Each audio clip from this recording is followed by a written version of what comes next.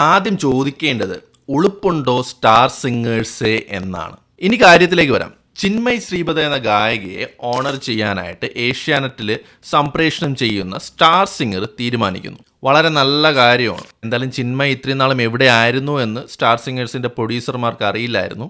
എന്നാലും പോട്ടെ, വിളിച്ചല്ലോ. പരിപാടി തുടങ്ങുന്നത് തന്നെ ചിന്മയ് പാടുന്ന ഒരു ഗംഭീര പാട്ടിലൂടെയാണ്. അതെല്ലാം കഴിഞ്ഞിട്ട് അവരെ ജഡ്ജായിട്ട് കൊണ്ടിരുത്തുന്നുണ്ട്. ഇനി കണ്ടസ്റ്റൻസ് പാടേണ്ട ആദ്യ പാട്ടിന്റെ സമയമാണ്. പതിവുപോലെ പാട്ടിന് മുമ്പ് നമ്മുടെ ദിവാകൃഷ്ണ ചെയ്യുന്ന പാട്ട് വർത്താനമൊക്കെ കാണിക്കുന്നുണ്ട്. ആദ്യ പാട്ട് നമ്മുടെ മൊഴി സിനിമയിലെ കാട്രിൻ മൊഴിയെ എന്ന ഗാനമാണ്.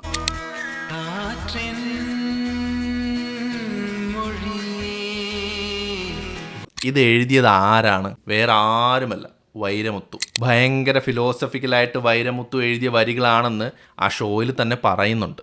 ആ സമയം തന്നെ ലൈവ് സ്വിച്ചർ ചിന്മയുടെ ഫേസ് കട്ട് ചെയ്യുന്നുണ്ട് എപ്പോൾ വൈരമുത്തുവിൻ്റെ പേര് പറയുമ്പോൾ. കഴിഞ്ഞിട്ടില്ല. പരിപാടിക്കിടയ്ക്ക് ചിന്മയുടെ കരിയർ എങ്ങനെയാണ്, അവരെങ്ങനെയാണ് വളർന്നു വന്നത് എന്നൊക്കെ ഒരു സെഗ്മെന്റ് ഉണ്ട്. ആ സെഗ്മെന്റിൽ ചിന്മയ്ക്ക് ബാൻ കിട്ടിയ കാര്യവും പറയുന്നുണ്ട്. ബാൻ കിട്ടിയത് തെറ്റ് ചെയ്തിട്ടല്ല, തെറ്റ് ചെയ്തവരെ ചൂണ്ടിക്കാട്ടിയത് കൊണ്ടാണെന്ന് ആ സെഗ്മെന്റിലും പറയുന്നുണ്ട്. ആരാണ് തെറ്റ് ചെയ്ത ആള്? വൈരമുത്തു. പക്ഷെ ആ ചൂണ്ടിക്കാട്ടപ്പെട്ട ആളുടെ പേര് ഒരിടത്തും മെൻഷൻ പോലും ചെയ്യുന്നില്ല. ഇത് കഴിഞ്ഞിട്ട് സെഗ്മെന്റിലെ അവസാന ഗാനം കണ്ടുകൊണ്ടേൻ കണ്ടുകൊണ്ടേൻ എന്ന സിനിമയിലെ ഗാനമാണ്. എ റഹ്മാൻ സംഗീതം, ലിറിക്സ് ആരാണ്?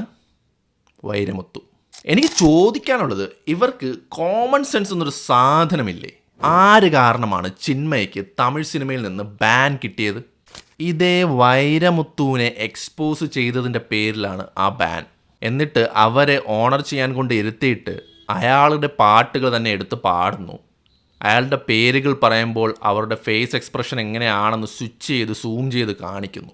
ഇതിപ്പോൾ അവരെ ആദരിക്കാനാണോ അതോ അപമാനിക്കാനാണോ സ്റ്റാർ സിംഗർ കൊണ്ടുവന്നത്? 2018 അവരെ ബാൻ ചെയ്തതിന് ശേഷം മദ്രാസ് ഹൈക്കോടതി ഇടപെട്ട് അത് മാറ്റാൻ പറഞ്ഞിട്ടുണ്ട്. എന്നിട്ടും അവർക്ക് ഷാഡോ ബാൻ 7 വർഷമായിട്ട് ആ ഇൻഡസ്ട്രിയിൽ തുടരുന്നുണ്ട്. ഏത്? നമ്മുടെ ഇറയിലെ one of the best singers എന്ന് പറയപ്പെടുന്ന ഒരാളുടെ കരിയറാണ്. 83 ദിവസം ജയിലിൽ കിടന്ന ജനപ്രിയനും കൊലപാതകം കഴിഞ്ഞ് ജയിലിൽ കിടന്ന് പുറത്തു വന്ന ദർശനുമൊക്കെ വൻ സ്വീകരണമാണ് ഇന്ത്യൻ ഫിലിം ഇൻഡസ്ട്രി ലഭിക്കുന്നത്. അതേ ഇൻഡസ്ട്രിയിലാണ് തനിക്ക് നേരിട്ട ഒരു കാര്യം വിളിച്ചു പറഞ്ഞതിന് ഒരു കലാകാരിയെ ബാൻ ചെയ്തു വച്ചിരിക്കുന്നത്. நிறுத்திக்கோங்க. இவ்வளோ நாளைக்கு அப்புறம் இத்தனை பெண்கள் வந்து சொல்லியிருக்காங்க. போற போக்குல ஊர்ல போற ஒரு ஆண்கள் எல்லாம் வந்து நாங்க அசிங்கப்படுத்துறதுக்கு வரல. எங்களுக்கு கதை இருக்கு. எங்களுக்கு வந்து there has been harassment. ஆண்களா கொஞ்சம் எங்க கூட நிலுங்க தான் கெஞ்சுறோம். இவ்வளோ கத்துறோம். 6 பேர் உங்களோட சேர்ந்து அவங்களும் சேர்ந்து கத்துறாங்க. வாய மூடுங்க எல்லாம்.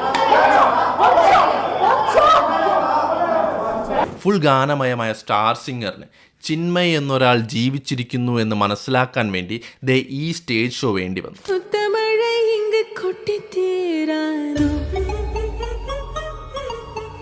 ഈ സ്റ്റേജ് ഷോ കണ്ടതിന് ശേഷമാണ് ചിന്മയെക്കുറിച്ച് അവർക്ക് ഓർമ്മ വന്നത്. ഇപ്പോൾ ചിന്മയ് ഈ ഗാനം കാരണം വീണ്ടും സംസാര വിഷയമാവുന്നു. അവരെ വാനോളം ഇന്ത്യയിലെ എല്ലാവരും പുകഴ്ത്തുന്നു. ആ അവസരം മുതലാക്കി റേറ്റിങ്ങിന് വേണ്ടി വിളിച്ചുകൊണ്ട് വന്നതാണ് ഈ സ്റ്റാർ സിംഗർ. അല്ലാതെ അവരെ ആത്മാർത്ഥമായിട്ട് ഓണർ ചെയ്യാനൊന്നുമല്ല. വിളിച്ചുകൊണ്ട് വന്നത് പോട്ടെ, എന്നിട്ട് എന്താണ് കാണിച്ചു വച്ചിരിക്കുന്നത്? ലേശം ഉളുപ്പ്.